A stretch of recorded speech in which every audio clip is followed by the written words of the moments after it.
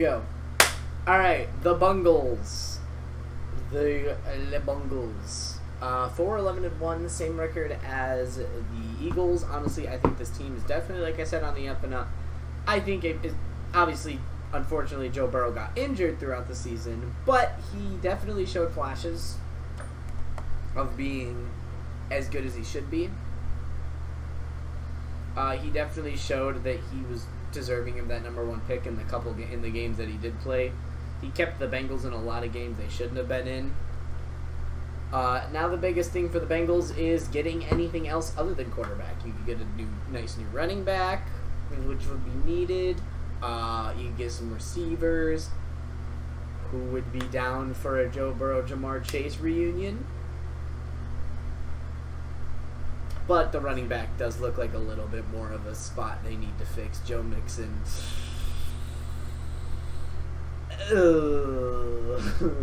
Did not look great last year. Well, for the Bengals, I think their success this coming season is solely going to rely on how Joe Burrow looks in his return from a torn ACL and MCL.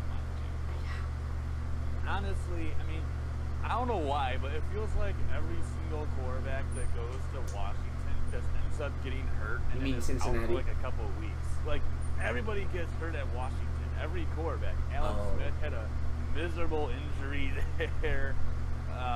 Then it was Joe Burrow who tore his ACL and MCL there. But I think a focus for Cincinnati is going to have to be the offensive line.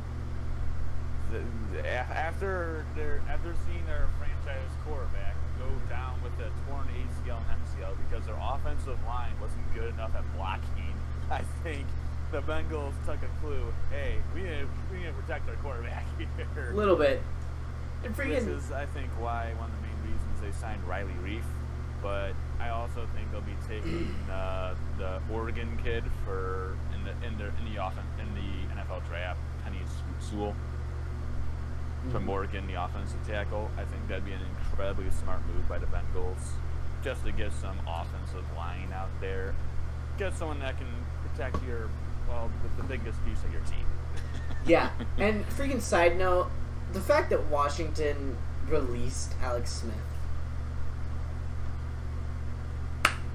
Why?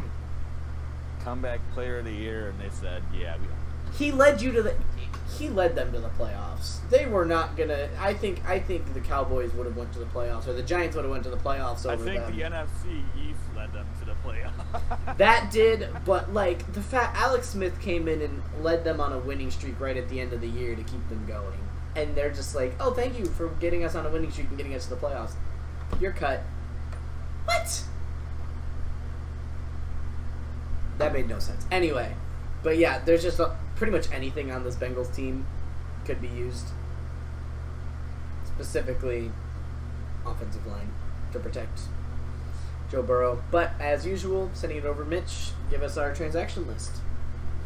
Well, the first thing for the Cincinnati Bengals, they have re-signed their backup quarterback, Brandon Allen. Just something to have there in case Burrow gets hurt again, which hopefully for them he doesn't.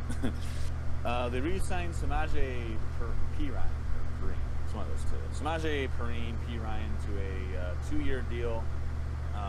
He was the guy that stepped up in Joe Mixon's absence, so definitely I think a smart move by Cincinnati. I mentioned it earlier, but Riley Reef signed a 1-year deal with this team for $7.5 million. So I hope he works out, Bengals. I can tell you one thing: us Detroit fans are very happy to see him sign with the Vikings a couple years ago. So that tells you enough. Quinton Spain, an offensive guard, signed a 1-year deal to remain in Cincinnati.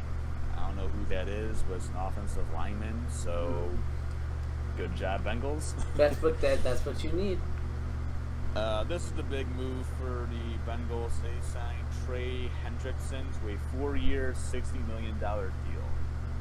So big-time money, and obviously they're looking to upgrade their team. And, I mean, just with having Joe Burrow, their team will be better. Yeah, But, exactly. I don't know how to pronounce this guy's name. I'll just say Larry. 1 year deal. He's a defensive lineman. They also signed another D lineman, Mike Daniels, to a 1 year deal for about $2.5 million. They signed corner Eli Apple to a 1 year deal. I like Eli Apple.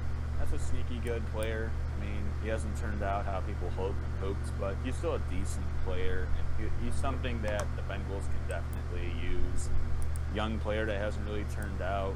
Take him in and 1 year flyer, see how it goes. Mm-hmm. Exactly.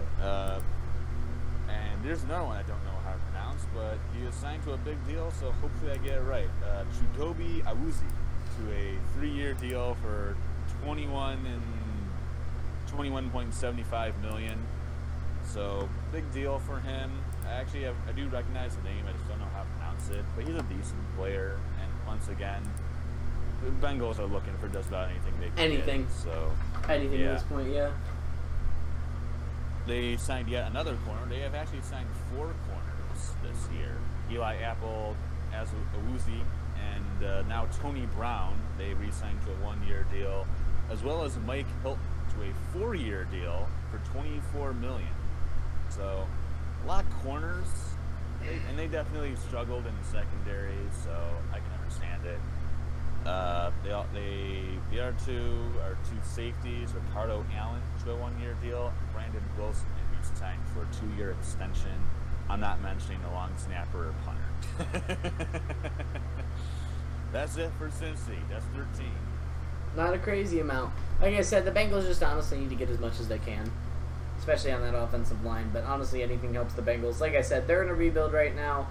The biggest thing is just going to be keeping Joe Burrow healthy throughout this process. But I think they're definitely on a good path. So there's really not much else to say for the Bengals other than good luck in the next couple of weeks and the next couple of years for rebuilds. Yeah, next one should be fun. A lot of fun. Oh, yes, sir. All right. Have a good one, y'all. Peace.